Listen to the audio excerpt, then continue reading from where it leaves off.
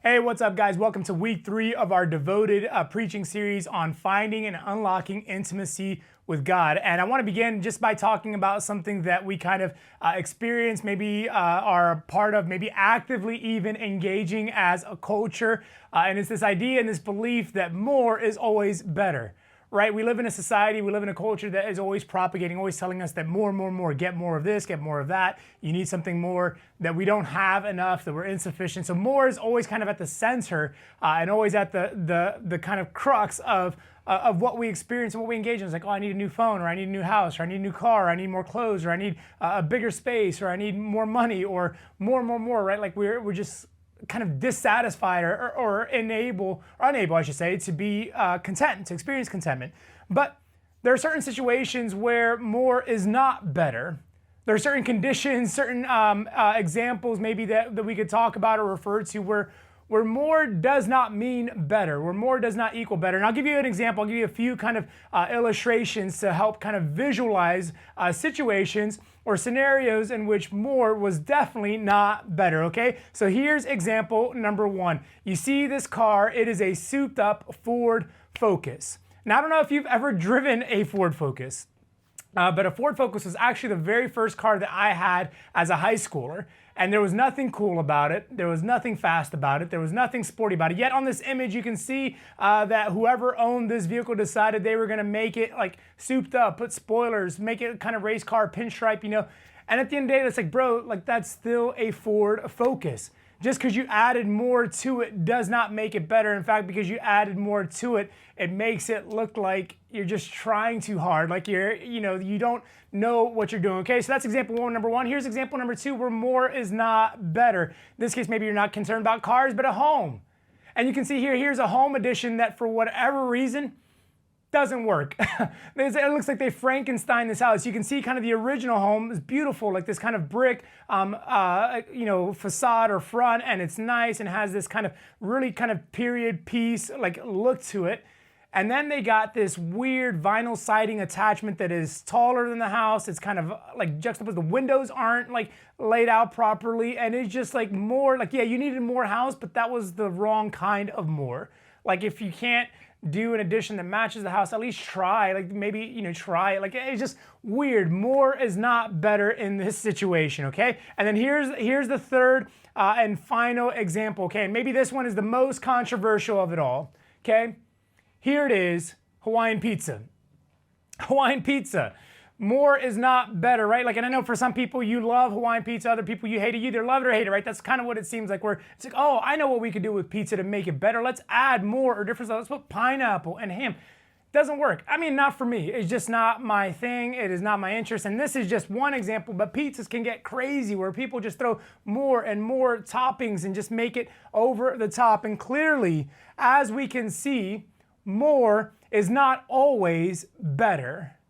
Now, I want you to hang on to that. I want you to think about that, because the same can be said and the same can be true for intimacy in your relationships, intimacy in our relationships, or our relationships in which we're trying to cultivate intimacy. Just because there is more does not make it or does not mean it is better. As I mentioned at the top, we started this devoted series all about finding and unlocking intimacy with God, right? And we talked about week 1, how we need to communicate with God, that communication is the foundation or the starting point for intimacy. And then last week, I talked about how it's about time, specifically quality time, that's how our intimacy is cultivated.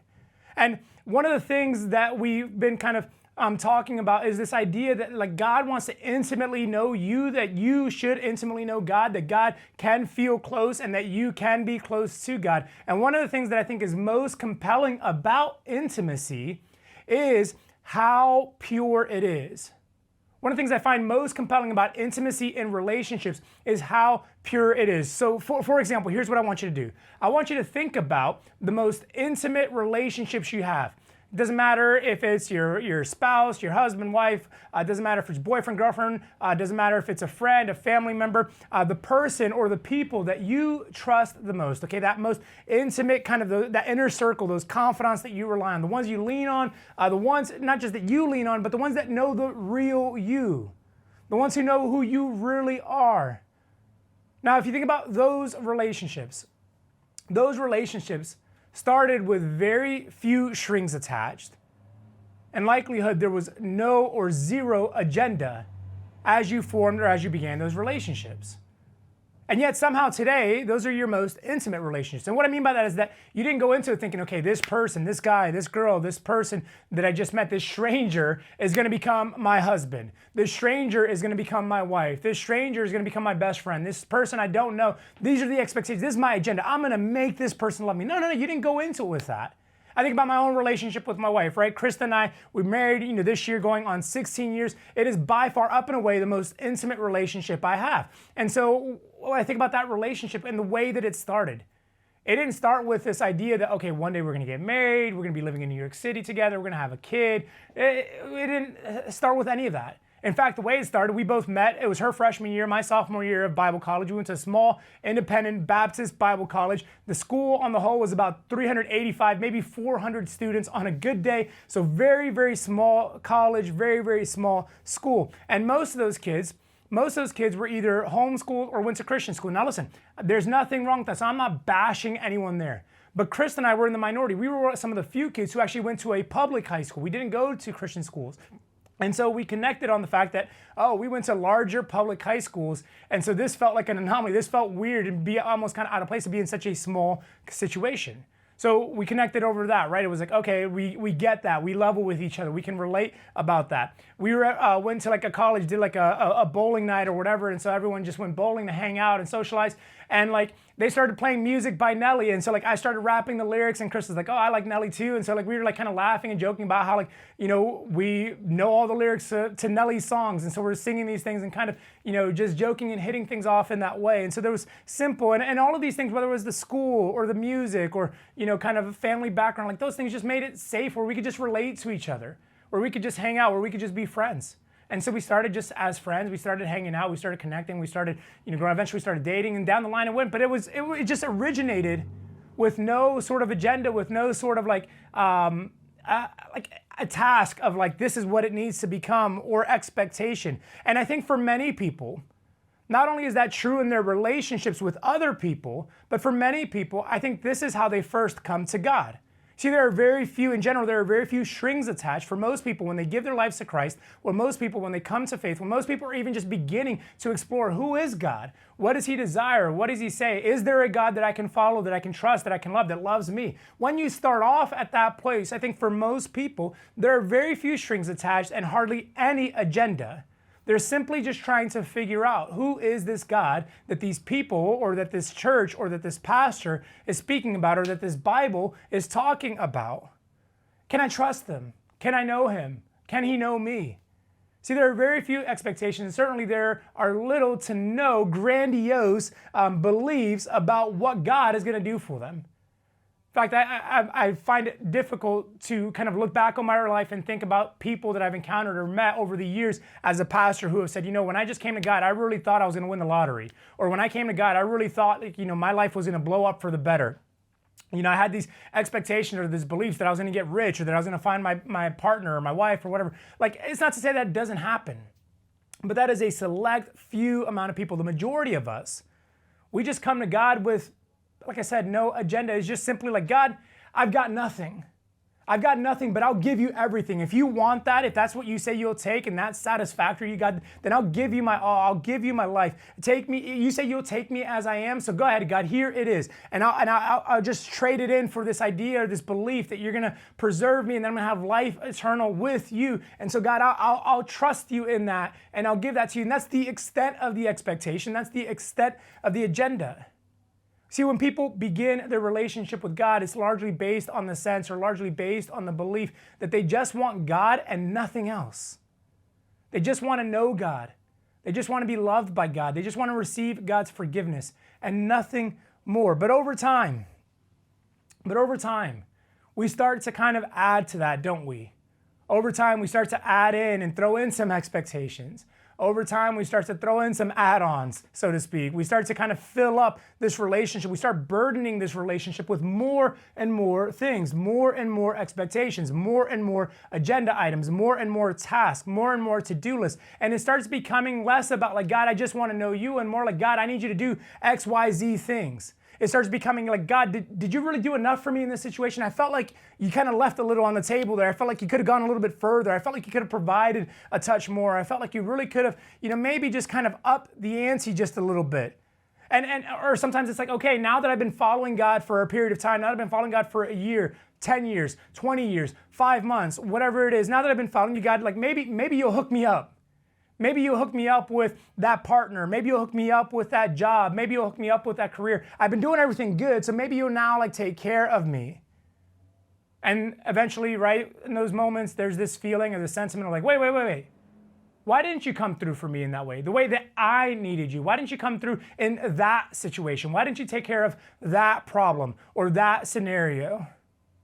And we start kind of burdening and saddling our relationship with God with more and more things, when yet intimacy was never founded on those things, or intimacy with God was never based on those things. You see, that's not how intimacy is formed, nor, get this, nor is it how intimacy is protected. And again, I'll go back to my relationship with Kristen. I'll use my marriage as an illustration. On the day I got married, like many other people, millions, maybe billions of people in the world, used a set of similar vows to what I'm going to share with you right now. When I got married on August 5th, 2007 to my wife, I said something in the lines or something to the effect of, I will, cherish and love you for better, for worse, for richer, for poor, in sickness and in health, and, kind of a slew of other things till death do us part. You see, we had committed to each other. We said, I want to be with you for the rest of my life. And we said, no matter the circumstances, no matter the situations, on that wedding day, our vows, get this, our vows were not, believe it or not, our vows were not, I will be with you as long as we're rich. I will be with you as long as we have no problems. I will remain with you as long as everything is great in my career. I will stay with you as long as our kids are the best behaved kids on the block. We never said any of those things. Instead, it was the opposite. On that wedding day, on that day, August 5th, 2007, what I did and what Krista did was, in effect, surrender all those ideals, surrender all those thoughts, surrender all those dreams or longings. Not that we don't want to have money. It's not that we don't want to have well-behaved kids. It's not that we don't want good health. But we surrendered and yielded those things to say, no matter what we have, no matter where we find ourselves, I want you. And no matter what's happening, I want to be with you.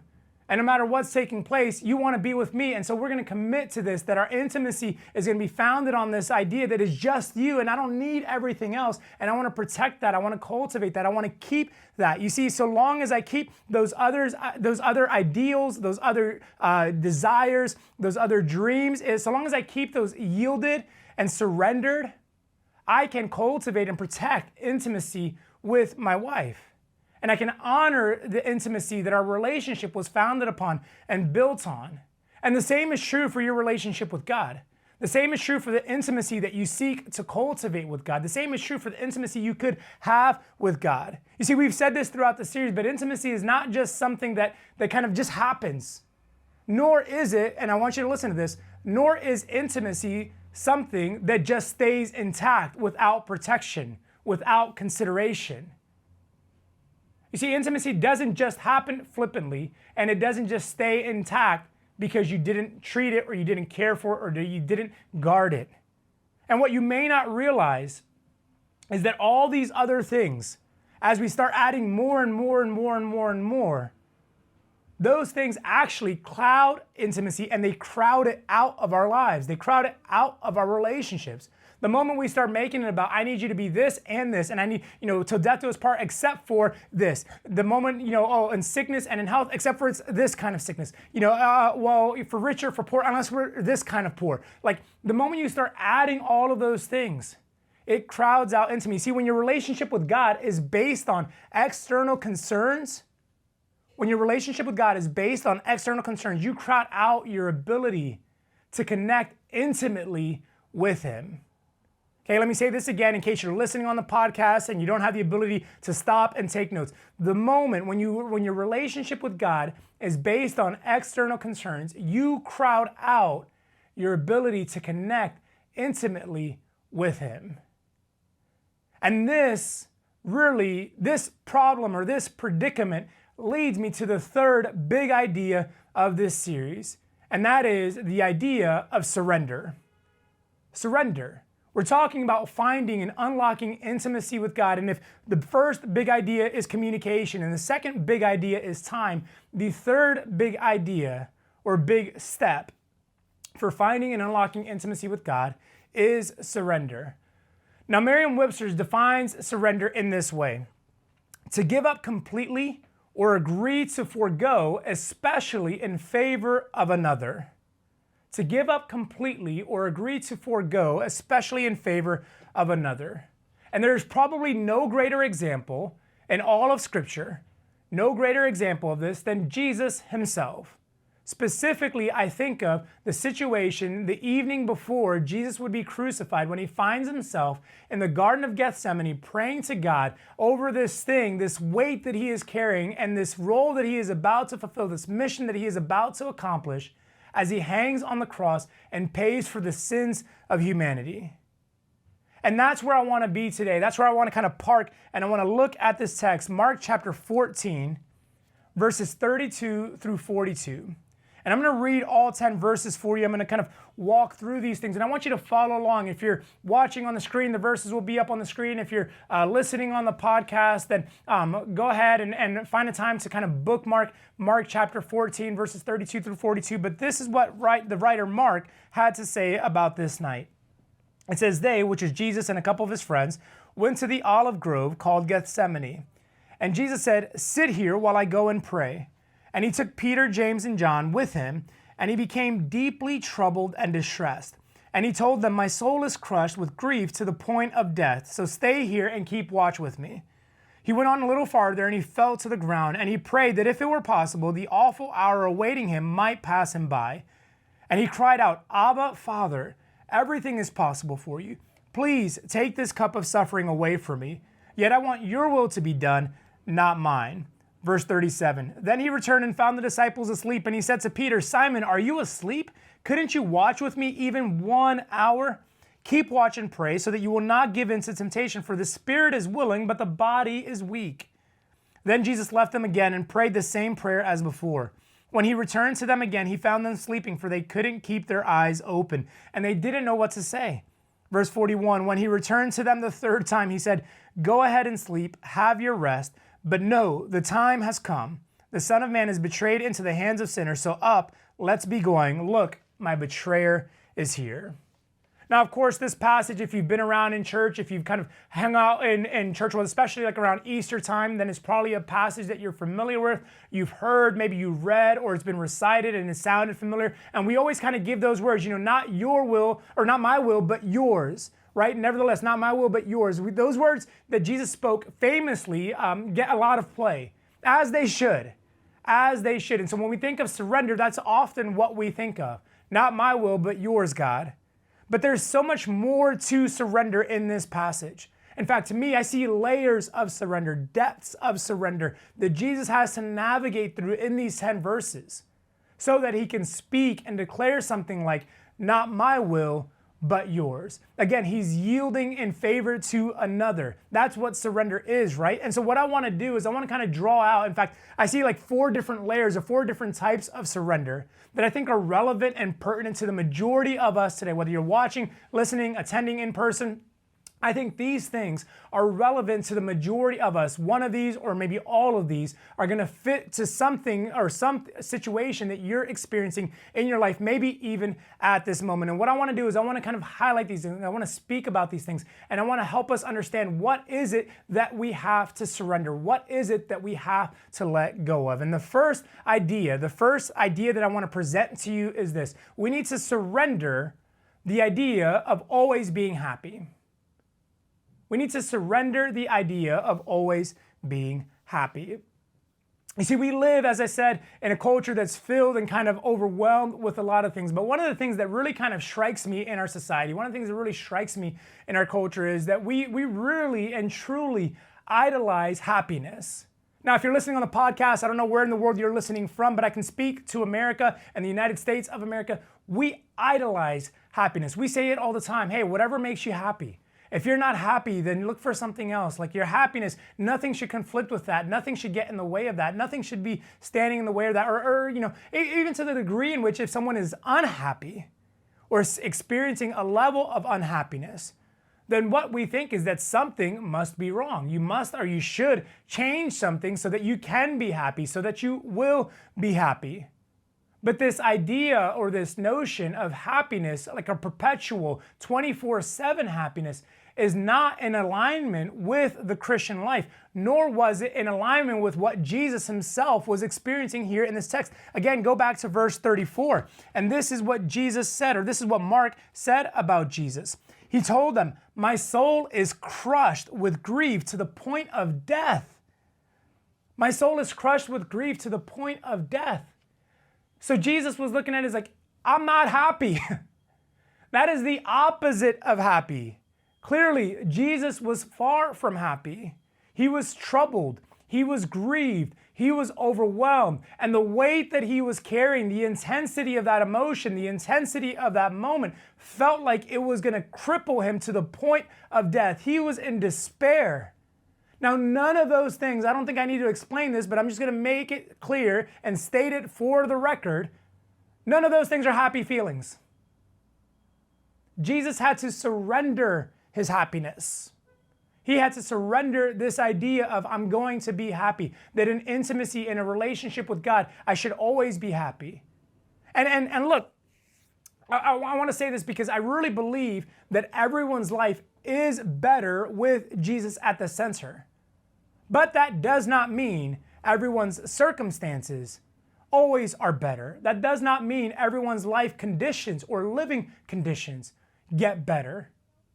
I do believe everyone's life is better with Jesus at the center, but that does not mean everything in life gets better, and that certainly doesn't mean that your life will always be happy. See, there are a lot of things that I've had to go through in my life. There are a lot of things that I've experienced that didn't make me happy. But you know what they did? They made me better. They made me stronger. They made me grow. They encouraged my relationship with God. They strengthened and fortified my relationship with God. They produced and cultivated intimacy in my relationship with God. But they didn't make me happy. And so if I'm sitting here trying to kind of pursue happiness and think, oh, well, listen, in our founding documents that every person, every man, and every woman is entitled to the pursuit of happiness, and that is a God-given right as we declare as a country, then we're missing the mark. You see, without even realizing it, it could be that your obsession with happiness is actually what is standing in the way of your intimacy with God. This desire and this pursuit and this belief that I always need to be happy, that if I'm unhappy, something must be broken, that if God must have led me astray, or God must have, kind of guided me down the wrong path, or God must be absent if I'm not happy, is just false. Jesus himself said, I'm crushed with grief to the point of death. So you have to surrender the idea of always being happy. The second idea you have to surrender is the idea of things being easy. You need to surrender to things being easy. I mentioned this a few weeks ago during our church's vision night, how we are just creatures of habit. As, humankind, we just like, kind of the simple, consistent, predictable, stable, safe things. And we like that we can kind of take the path of least resistance if we can, if there's a path available to us that appears to offer least or less resistance, we will take that path. And listen, I'm guilty as charged. I'm not speaking this as an indictment on anyone else, and I'm pointing the finger or both fingers back at me and saying, yes, Ricky is this way too. Ricky likes this idea. Ricky falls prey to this. If there is a path that offers lesser resistance, that is easier, we are almost always going to opt or be inclined to choose that path. But what happens when things aren't easy? What happens when having a relationship with God or pursuing intimacy with God doesn't lead to life being a piece of cake? What do you do then? And again, I look to what Jesus did in this moment. Verses 35 and 36, I'm going to reread them to you. It says this about Jesus. He went on a little farther and fell to the ground. And he prayed out that if it were possible, that this awful hour awaiting him might pass him by. And he said, Abba, Father, everything is possible for you, so please take this cup of suffering away from me. Now, obviously, Jesus wanted an easier path. Obviously, Jesus longed and desired for something that wouldn't be as difficult or as burdensome or as hard or as burdening. And he said, all things are possible for you, God. You could make this easier. You could make my load lighter. You could make my path less treacherous. And yet he surrendered it by saying, but I want your will to be done, not mine. And this is difficult for us. And I'll speak to a personal example. Many of you are aware or know some of the challenges that we went through as a family in 2020. And I don't need to get in like massive detail about those things. But in the first 5 months, it was wave after wave after wave of grief. Death in the family, family tension and drama, people in New York City, the situation happening with the pandemic and the way it was impacting and devastating New York City. We lose, suffer through a miscarriage and all of these things happening. Our church is kind of separating and dissipating as people are moving in other parts of the country. And all of these things are happening just wave after wave after, like literally the first 5 months of the year were just brutal. And I remember just being so overwhelmed with grief, so hurt by what was taking place, so burdened by like what happened, these hopes and these dreams, like just dashed in every area of my life. And not knowing what to make of it, not understanding why, God being silent, seeking God, anything, like you can stop this, God. You can change this in my personal life. You can change this in our world. You can change this for our church. You can change this in this person. God, like you could intervene. And hearing nothing. Receiving nothing. And I remember having this brutally honest conversation with God one day in my apartment. And I remember standing there just somehow in this moment just talking with God.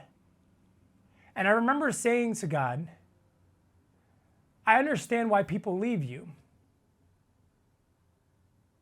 I understand why people walk away from you. I get why they would want nothing to do with you. Because I can feel that in my life. These circumstances, these conditions, these situations, not only are they hard, not only are they difficult, not only are they brutally painful, but you seem nowhere to be found, God. And I don't hear from you. You're not speaking into this. You're not comforting me in this. And I remember as soon as I started thinking those things, as soon as I started saying those things, I said, okay, but what about me? What will I do? I understand why others leave, but what will I choose? And I remember I had to walk myself back to the 16-year-old version of the 16-year-old version of Ricky. And say, why did Ricky choose you? What was that based on? What was that decision founded on? When I gave my life to you and said, God, I will go wherever you tell me to go. I will follow you wherever you send me. Lord, I will do whatever you ask me to do. What did I base that on? Was it a promise that life would be easy? No, there was no promise that life would be easy. Was it the belief that like everything would go according to my plan? No, I don't remember there was ever a belief that everything was going to go according to my plan. Was it because I thought I would never experience pain or grief or sadness or hurt or betrayal? No, I don't remember ever saying that was what it was going to be. I just said, God, I want to trust you and nothing else. No conditions, no agenda, no expectation other than you, God, are enough for me. And I remember in this moment in May of 2020, making this decision, say, God, that's what I came to you for, and that's why I'm going to stay with you. Because my decision to follow you, my decision to believe in you, my decision to trust in you wasn't predicated, wasn't based on, wasn't determined on all of these other things happening in my life and going well for me. And so how silly, how foolish of me would it be to walk away from you for those things when those were not things that we agreed upon and said our relationship would be based upon.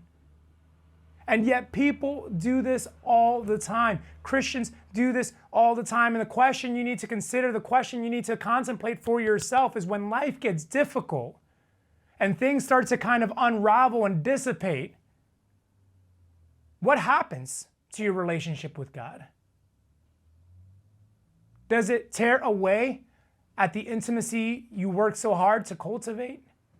Or do you allow those things to be stripped away so that it could build up and foster and strengthen intimacy with God? Because notice this, Jesus choosing to surrender the easy path actually opened up an opportunity for you and I to experience intimacy with God ourselves.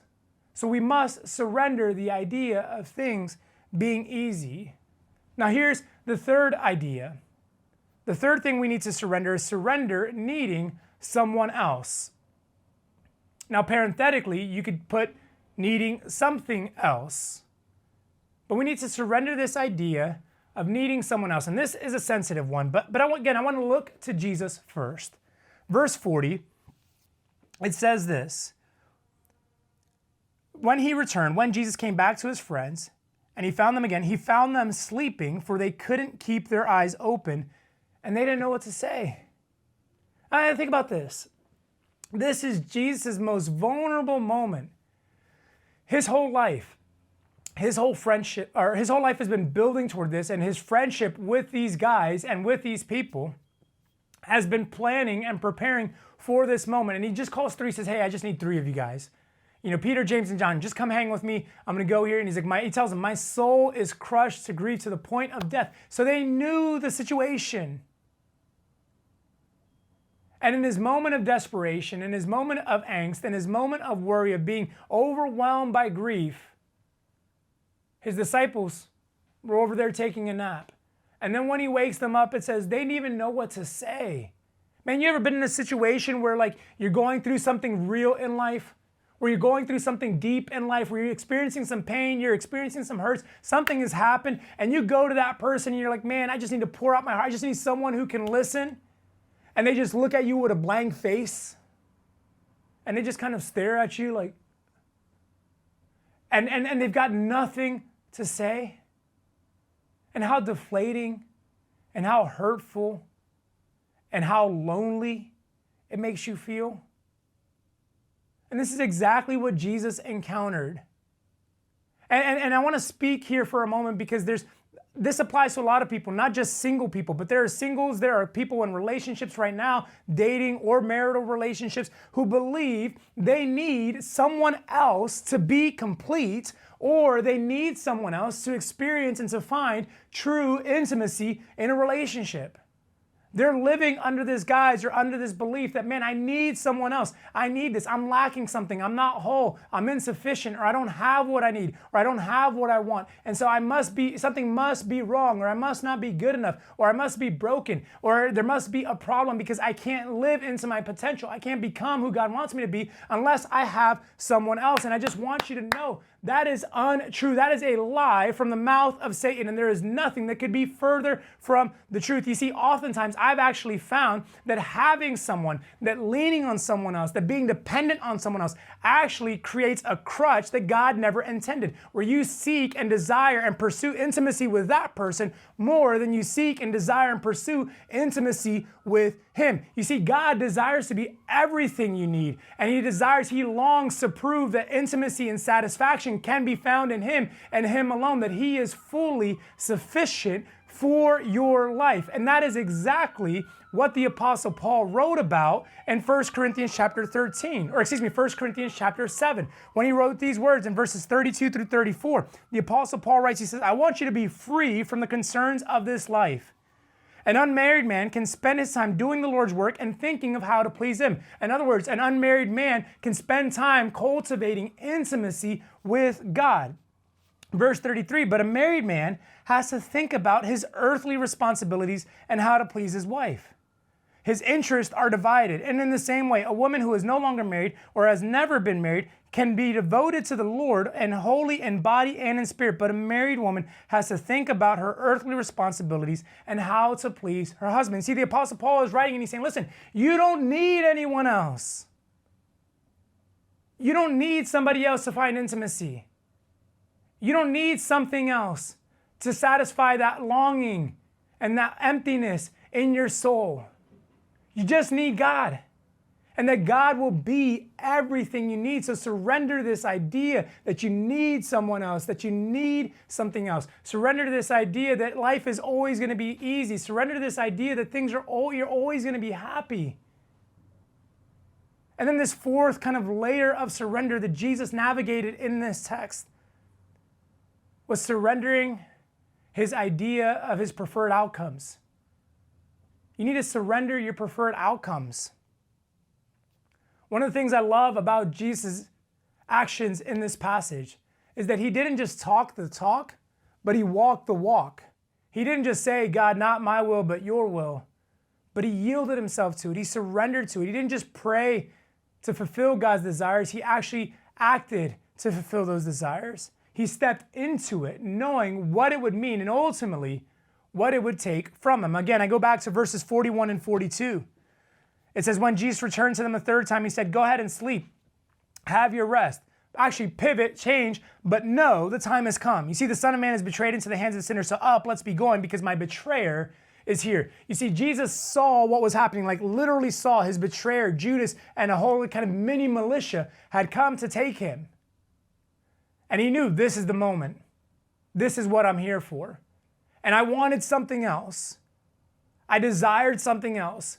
I hoped for a different outcome. I wish that there was another way. I prayed that God would change my circumstances. But this is where I'm at. This is the path. This is where I'm going. And so I'm going to surrender these preferred outcomes. And instead, I'm going to walk toward the mission and the destination that God the Father has for me because I want to please him. And again, I want to yield to another. I want to surrender to him and walk in fulfillment with him so that I can experience intimacy with God. He didn't run from it. He didn't whine. He didn't shy away from it. He didn't push back. He didn't complain that the outcome or the situation was going to be different. He walked toward his destiny, which included his death, knowing that the Father was in control, knowing that the Father would be by his side, knowing that he would be fully enveloped in and by God's love.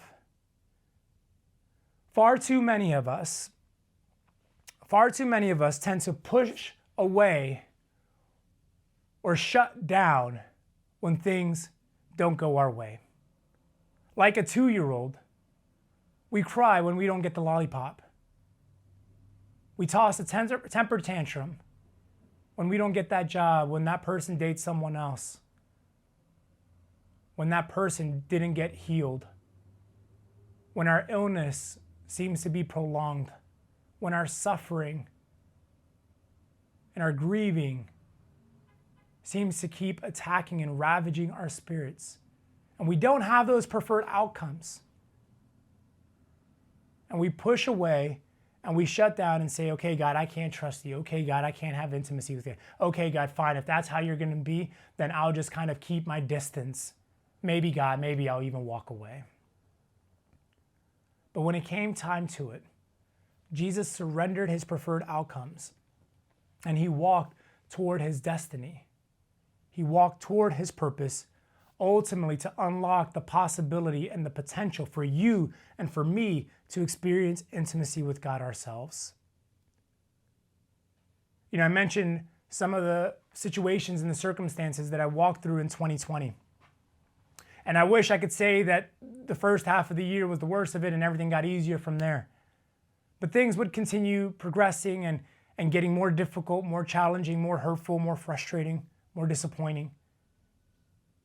But what's interesting is that for the past 4 or 5 years, I started really kind of trying to narrow down heading into the calendar year. Lord, give me something specific that I can pray for in my relationship with you and in my own life. Like, I know a lot of people do like a word for the year, and I don't necessarily stick to like a word for the year as much as I think like, God, what is this one facet of our relationship that I want to pray into, that I want to experience, that I want to cultivate over the course of this year? And in December of 2019, I kind of went through the same process, and I felt like the Holy Spirit had guided me to a word, to a place, an aspect of our relationship that could be developed, that could further grow and be improved upon. And I kid you not, my prayer that I prayed for every single day of 2020, that I felt the Holy Spirit led me to pray for, was to cultivate intimacy with God. Every single day, even still this year, I have the same idea, I practice the same principle, and every single day at 6 a.m., I receive a daily notification, a daily reminder to pray over this one aspect, this one facet of my relationship with God. And in 2020, it was no different. The word and the request, the prayer was intimacy with God. And what I realized, or what I realize now looking back, is that God sought to answer that prayer by stripping away everything that was clouding and crowding out my intimacy with Him. Family, health, desires, personal dreams for our family, ministry dreams for our church, friendships, relationships, experiences in this city. And He was isolating, slowly pulling everything apart, stripping it all away, so that at the end of the day, it was just me and Him, because He wanted me to know that, Ricky, the only way you can have true intimacy with me is if you surrender all of these things and only focus on me. And what I realize now, for as painful and as difficult and as challenging as that year was, the reward is the intimacy and the connection that I have with God today. So I come to you and I ask you, what is it that you need to surrender? What is it that you're holding on to that's clouding or that's crowding out your ability to experience intimacy with God? What is it that you need to strip away so that all that's left is just you and God? What is it that you need to remove, that you need to surrender? Is it always being happy? Is it things always being easy? Is it this idea or this fact that you need someone, this thought that you need someone? Is it that your outcomes aren't going to always turn out the way you prefer? Whatever it is, I want to invite you today, I want to invite you to surrender so that you can find and unlock intimacy with God. So with every head bowed, every eye closed, I want to invite you, as I pray, to just yield to God. So Holy Spirit, we call on you in this moment. We invite you in, and we ask you to work through us. We ask you to reveal, we ask you to expose, we ask you to illuminate and show us what it is and where it is we need to surrender. Wherever these folks may be watching from, listening from, may you work, may you minister. Lord, I pray that we would surrender in response, that we would yield ourselves to you. I ask this in Jesus' name.